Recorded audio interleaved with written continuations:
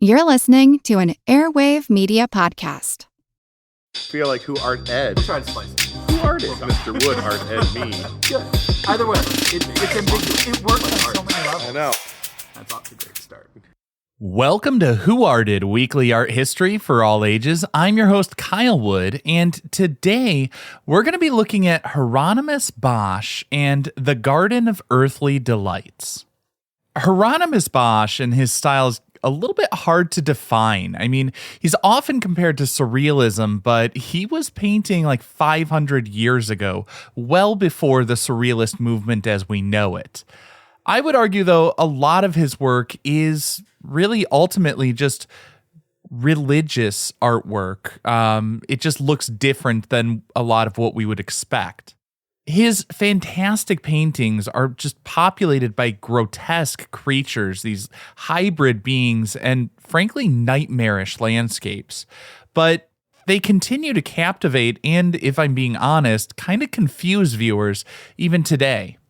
Now, Hieronymus Bosch lived from around 1450 to 1516. I'd say around there because the records of his birth and death are not like super tied down. But he came from the flourishing city of 's-Hertogenbosch, present-day Netherlands. He came from a family of painters, and we don't have records of his training or much else from his childhood, but it's widely believed that his father and perhaps his uncles taught him to paint. 's-Hertogenbosch in the 15th century was a bustling economic and religious center. It had a thriving textile industry, particularly wool and linen, and it was known for its leather and metalwork. The economic prosperity led to significant population growth, making it one of the largest cities in the region. The city's religious life was dominated by the powerful Brotherhood of Our Lady. In the 13th century, they began building the Gothic St. John's Cathedral, which just solidified the city's religious importance. Now, despite the city largely thriving in the 15th century, 's-Hertogenbosch was also susceptible to fires due to the predominantly wooden architecture and reliance on open flames for heating and cooking and all of that. A devastating fire took place in 1463 that destroyed a significant portion of the city, including like 4,000 houses. While there's no record of whether Bosch directly witnessed this particular event, it's hard to imagine him not being aware of this utter devastation across the community. And at that young age, I have to imagine that would have been somewhat traumatizing. I mean, experiencing the destructive power of fire or just witnessing the people displaced and the agony that ensues and everything that happens to the community as a result of it, I would have to imagine that probably contributed to some of the fiery imagery and apocalyptic visions we would later see in his paintings. Of course, that's a bit speculative. I mean, we know there was a giant fire in 1463, but not a ton is documented about Bosch's life and particularly his childhood. The lack of documentation over his life has actually led to some wild speculation over the years. Some have claimed that he may have been part of a radical cult. In the 1940s, art historians began exploring psychological interpretations of Bosch's work.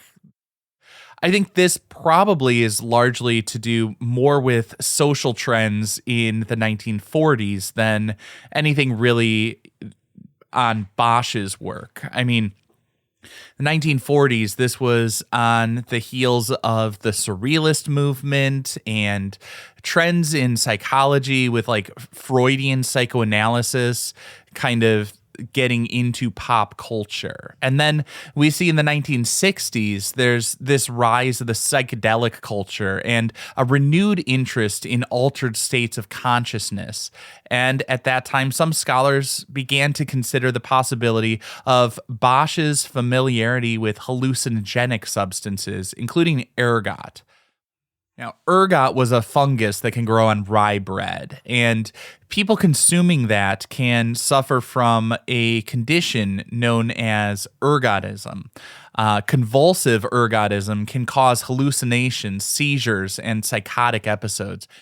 And so some people have suggested that Bosch may have been sort of tripping or painting what he saw in hallucinations after ergot poisoning.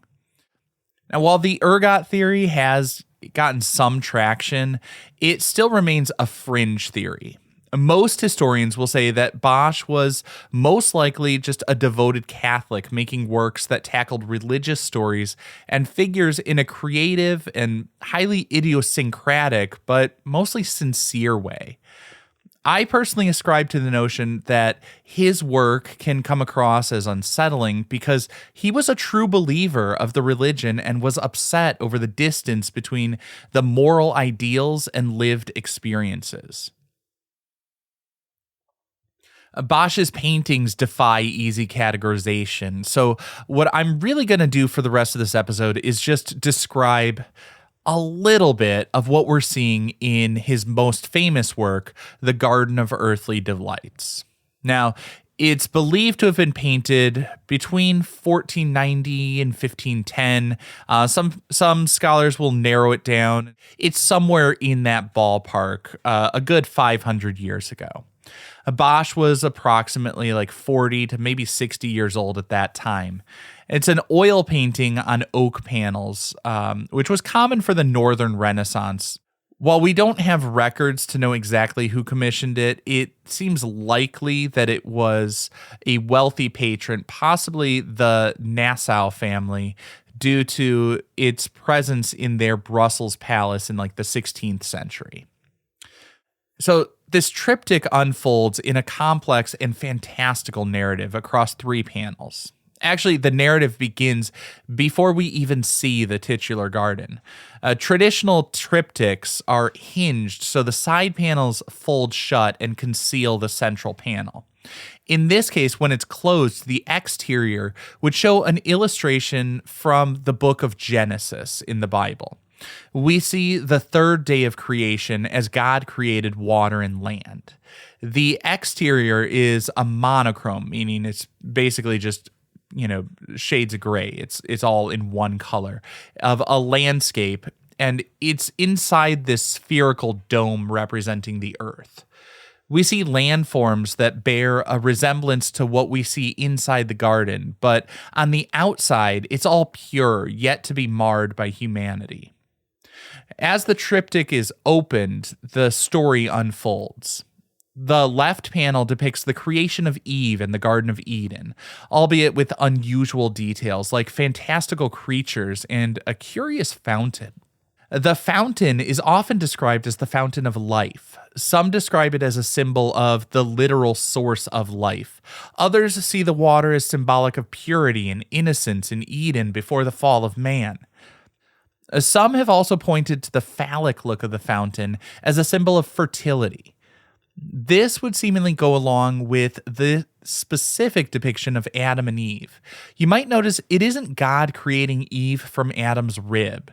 Bosch chose to portray God presenting Eve to Adam as though blessing their union. Looking more closely, though, we see Eve as to God's left, and he's holding her hand with his left hand. The word sinister comes from the Latin word for left, and placing her like that was a hint at the evil, chaos, and destruction people would blame on her for millennia. Now, as we move over to the central panel, we see a chaotic scene of nude figures engaging in various pleasures and interacting with bizarre creatures and oversized fruit. This panel is often interpreted as representing the temptations and sins of humanity. Plucking fruit was a euphemism. The blackberry, being a fruit with numerous seeds, symbolized promiscuity.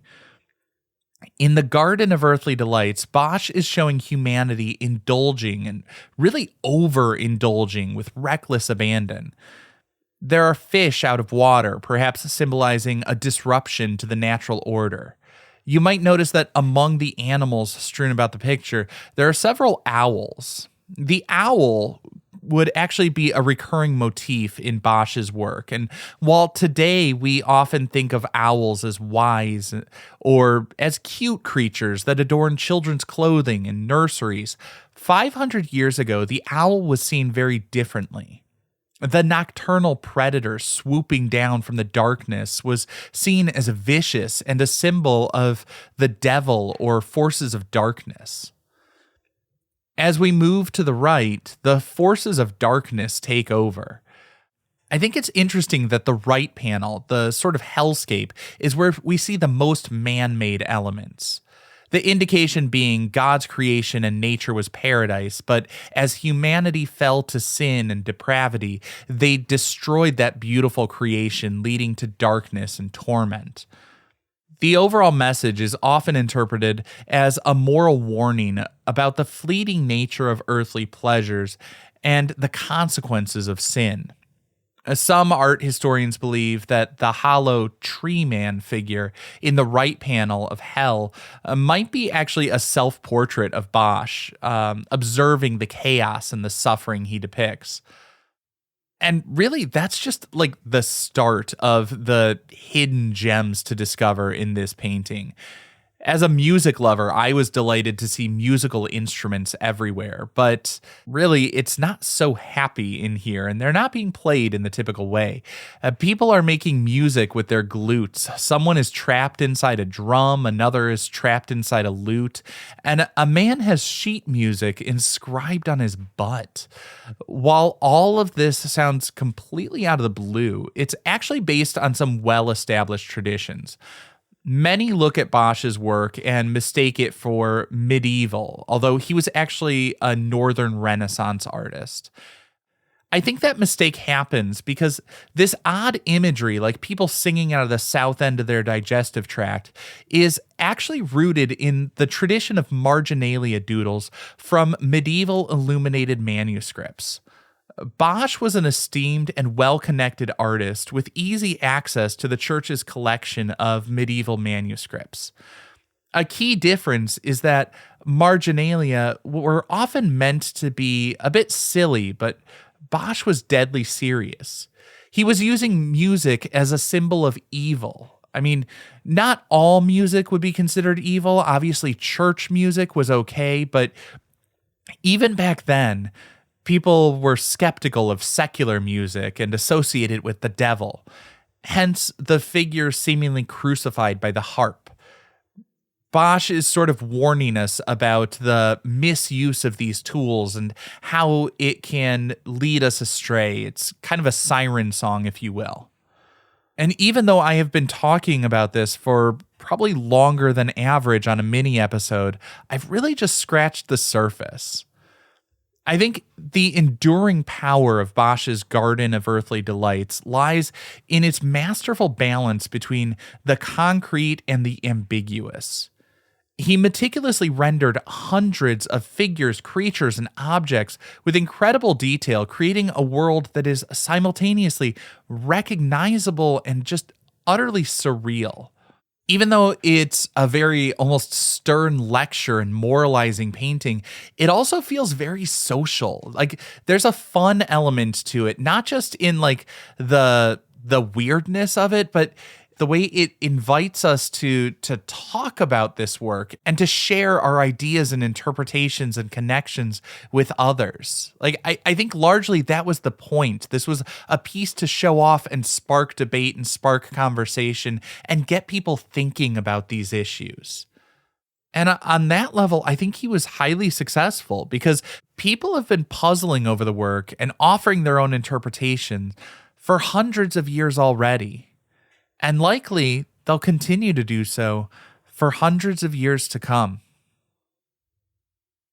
This concludes this week's episode of Who Arted, part of the Airwave Media Podcast Network. If you found this tolerable, please leave a rating or review on your favorite podcast app. You can find images of the work being discussed this week and every week on social media at Who Arted Podcast on Twitter, Instagram, and TikTok, and of course on the website whoartedpodcast.com. Podcast done.